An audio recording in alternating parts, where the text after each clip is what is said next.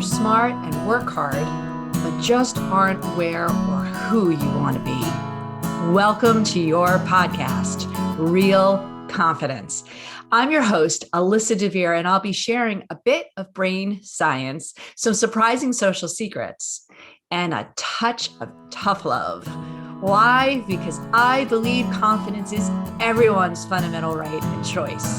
So let's get to it.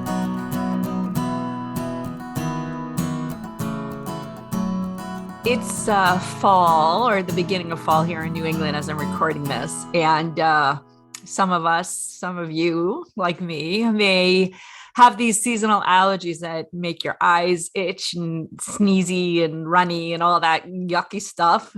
But I'm not talking about those kind of allergies today in this podcast. What I want to talk about are literally people who make you feel allergic, that you may have a reaction to. That's not so good. It's yucky, but it's not the nose running kind.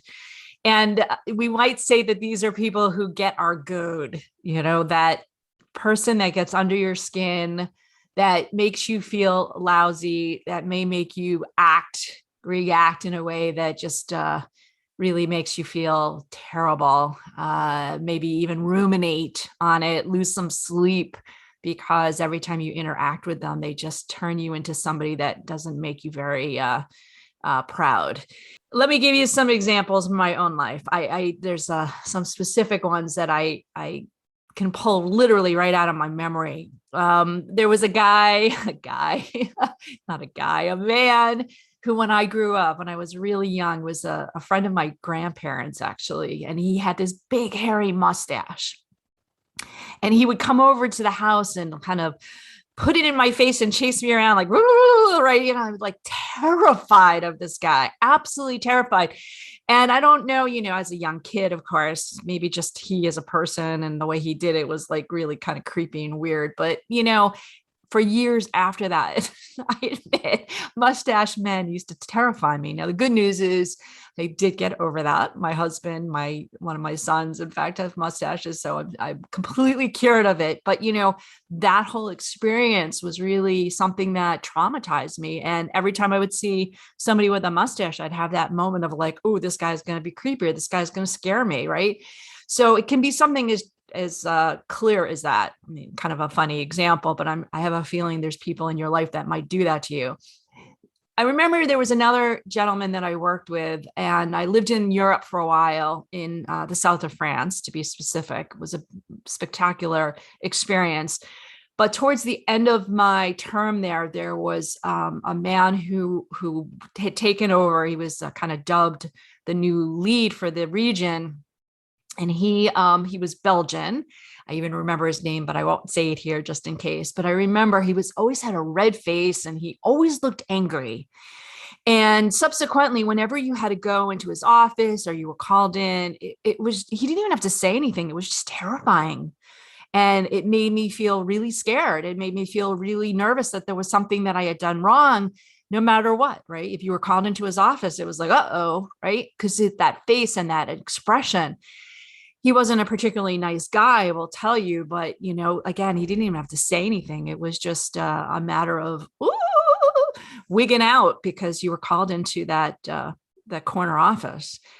But, I'll give you another example, another gentleman that I work with. It just happens to be that these are all men. There's many, many women examples I have as well. But this other gentleman did not have any kind of scary face or countenance.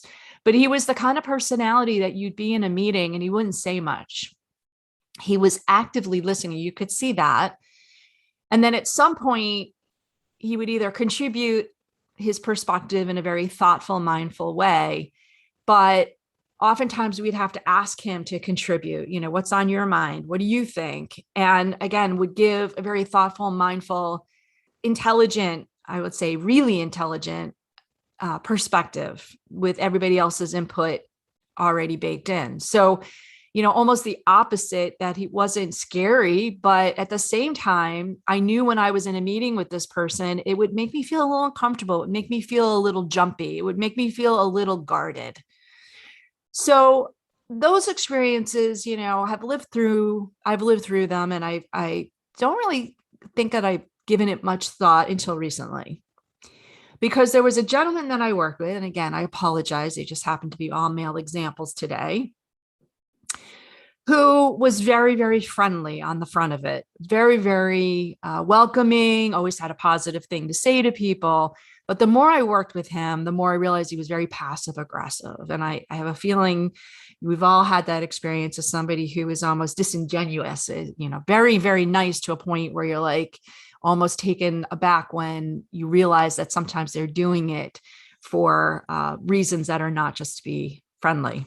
In this case, this gentleman I worked with, and as you would kind of open up to them, it would come back at you later on, maybe days or weeks later, in some form that would almost be aggressive or an insult or used against you.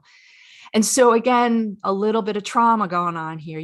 Eventually, I guess, I learned to be more guarded around this person. Well, what happened that really kind of raised this issue for me that led to this podcast was an incident. I left the organization, don't work with them anymore, but he asked me to do a favor, and it was really bad timing. I was dealing with some really big stuff, work and personal wise. And I said, I really couldn't help him at that moment. And he got very aggressive with me and even somewhat threatening, to be honest.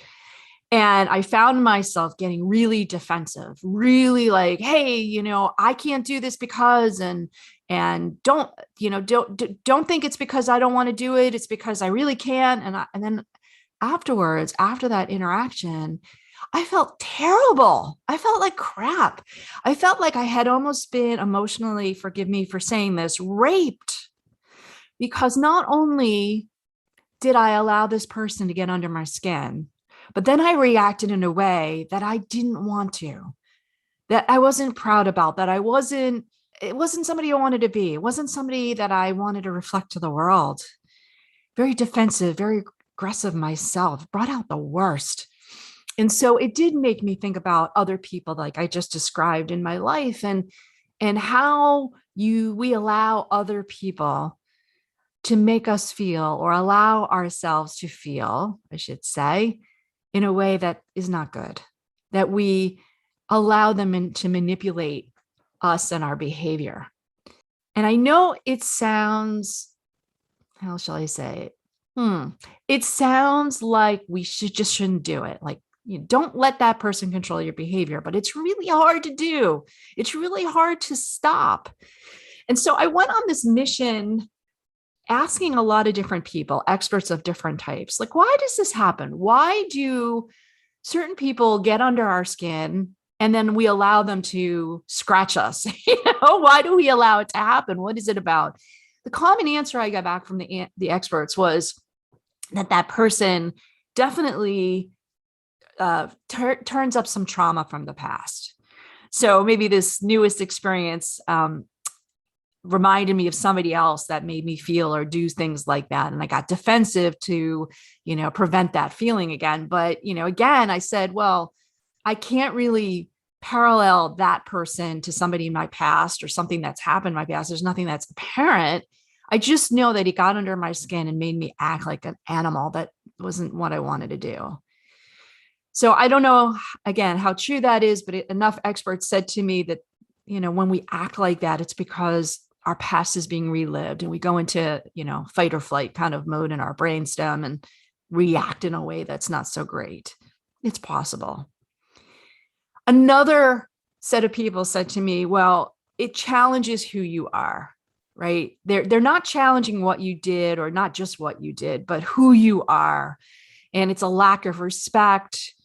It challenges your integrity. It challenges what you believe. And so you get defensive to protect those values, to protect that person that you otherwise were hoping to be. And again, I could make the argument, well, that could be true for sure.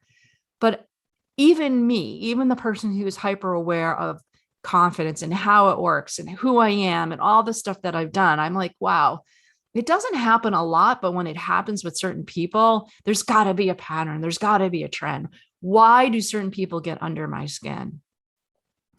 absolutely felt like I wasn't being respected, felt like my integrity was being questioned. Absolutely true. But again, why did it unhinge me? What was it? Was I tired? Was it a particular thing they said or did? I again continue to probe it further.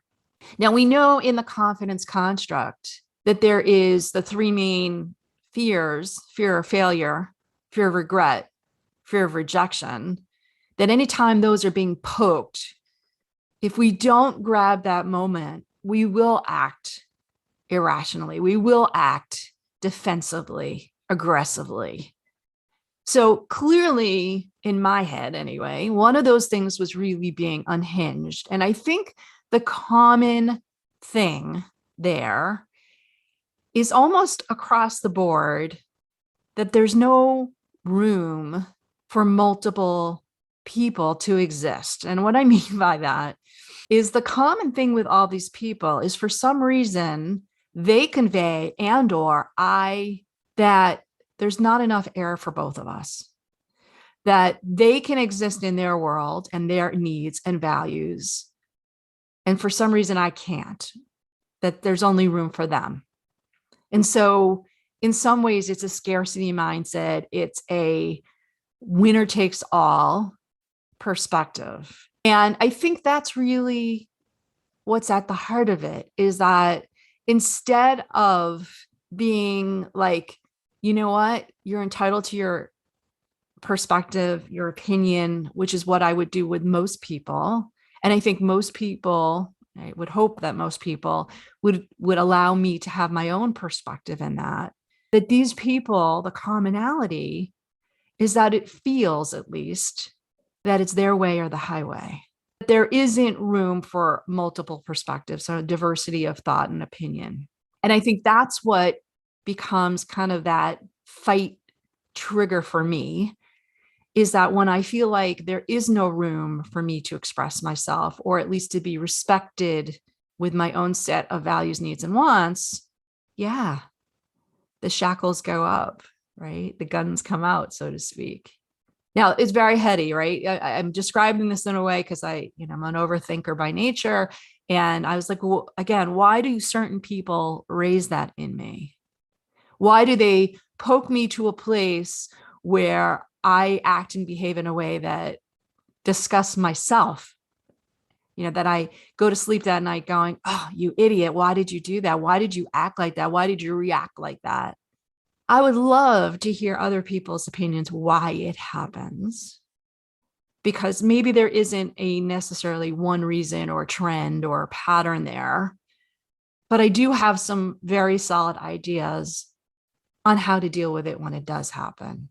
So I'm going to take a quick break, give our sponsor a little bit of love here, some airtime, and when we come back, I'm going to share with you some ideas I have about how to deal with it so we don't act like a crazy person when somebody gets under our skin. This podcast is sponsored by the ERG Leadership Alliance. ELA is making workplace diversity and inclusion a reality by equipping leaders with the knowledge and tools to run effective employee groups. You can learn more about ELA's many events, training, and tools at www.ergleadershipalliance.com. I'm back. And again, if you have ideas or theories why we're allergic to certain people, why we have that reaction, not just itchy-scratchy, but literally we go crazy bananas to a place where we're not who we want to be, I would love to hear from you. In the meantime, I'm going to give you some ideas, some tips, brain science based always, how to deal with this, how to be a little bit less reactive, how to deal with it better so you don't lose a good night's sleep. So my first tip is pay attention. When you get that feeling, like any amygdala moment, anytime you get that itchy, uncomfortable feeling, it means that your values, your needs and wants are being challenged, right? So who does that to you? There's probably, again, people you can list like I did earlier in your own life that trigger that for you. So take a moment and figure out who those people are. And maybe there is a pattern. Maybe there is some kind of commonality thing that they do or how they behave. But not only be proactive, but when it does happen, take that moment to go, oh God, this person, they're making me feel that itchy, allergic reaction thing again. And right?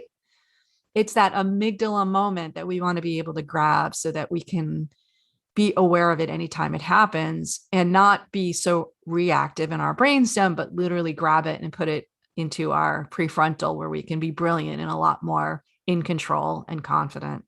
So that's first and foremost, right? The second thing is to not just breathe, which of course everybody's going to tell you, take a deep breath, hijack the amygdala and all that good stuff, but almost play the game. Be like, okay, this is a game. I got to figure it out. Like, what is it that's happening right now? What are they doing? What am I doing? And why am I doing it? May not be as important as what can I do to not do it? Right? So if you're reacting and getting defensive, can you just stop yourself and be quiet? Can you ask questions instead of giving more answers? What is your strategy to when you are starting to have that reactive defensiveness to stop doing it? And breathing is great to get it kind of like in that, okay, stop, but then have a method to do it. And my method, quite honestly, is to ask questions. I'm one of these people that silence is not so easy for me. And keeping my mouth shut as much as I'd like to, I'm not so good at it, but I can ask questions instead of making statements. And by asking questions, I don't come across as aggressively and defensively, but I also don't give up as much, right? So it's not really just for the benefit of the other person, but really not to stoke them more, and also keep my own stuff a little closer so that I have more control. So I can ask questions as opposed to getting defensive. Okay, so that's an example. I say oftentimes, doesn't happen often, but when it happens, I do a debriefing with myself. Like, what happened? Why did it happen? Who was it? Make a note of it. Keep a little, I have like a little yellow sticky on my computer kind of thing. And I put like these people, this is what they do, so that I remember next time when I have to meet that person that I had that reaction in the past. And like taking an allergy pill almost, preparing myself to meet that person is just a matter of going, okay, slow down. Remember, this is what happened last time. This person does this to you. Just breathe and ask questions. So not letting it flee through, right? And this is part of everything that I preach and everything that we do at the Institute is we go through life and we meet people and we do things and we kind of pass through, and then it happens again and we do it again and the cycle repeats, and it doesn't help us get more confident. It doesn't help us learn and change the behavior that we actually want to be. But if we take a note and realize that we have a chance to actually improve, it may not be complete improvement, but it's at least in the right direction. And each time we do that, we get a little bit better and better and better. So we then meet the next guy with a mustache and we remember they're not there to hurt me. Not everyone's creepy and going to put their face in mine kind of thing. But needless to say, if we take note of these people that kind of make us act and behave in a way that doesn't make us feel good, we can deal with it better. Doesn't mean we can avoid them or avoid people like that, but we can deal with those types of people better. So that's really, really important. The other thing I want to stress is that even if you act out of sorts, even if somebody makes you behave, so to speak, in a way that is not your best, it doesn't mean you're a bad person. It doesn't mean that you can't do better next time. And honestly, I'm not even sure those people necessarily notice. I think part of the rumination is, oh, I let them get the best of me. I let them win. I let them control my behavior. Well, that's not really always true. I don't think they necessarily do it on purpose. I don't even think they necessarily notice. So be a little bit less harsh to yourself, a little bit less critical And remember that people who get under your skin and get your goat are really the ones that are having the confidence crisis, not you. You just didn't act in your best self, in your best interest. And that's okay, because tomorrow, later on today, you can recover and do better. They probably can't. They're stuck in their own negative, not confident cycle, but you don't have to be there too. So, can you be more prepared for those kinds of people? Sure. Let's recognize who they are. Let's recognize why, if we can, they get under our skin. Let's be more proactive and prepared when we come in contact with them, just like we would if we knew we were going to have an allergy to a particular food or plant. We would either avoid or somehow prepare ourselves better to deal with it. And most importantly, again, maybe, just maybe, don't be so serious about your reaction as much as your ability to learn and grow from it. All right. So I definitely want to hear from you on your opinions of this. This is something I know is a little bit academic and out there, but at the same time, like, it just bugs me all the time whenever I come into contact with somebody who throws me and my behavior in a way that I just don't like. So let me know if it's happened to you. Your suggestions are always welcome. So before we completely wrap up, I want to let you know that full transcripts and show notes for this and other episodes can be found on the website, www.americanconfidenceinstitute.com/podcast. I also want to remind you once again that the best way to get confidence for yourself is to give it to others. And you can do it so easily just by liking and sharing this episode on your favorite social media channels. You can even give me some confidence fuel by sending in any comments about the topics I've covered or ones you'd like me to consider for the future. So for now, this is Alyssa DeVere. Thank you for helping to bring more confidence to the world. This podcast was produced by Mindful Media. All rights reserved by Alyssa DeVere and the American Confidence Institute. Music written and performed by Jeff Weinstein.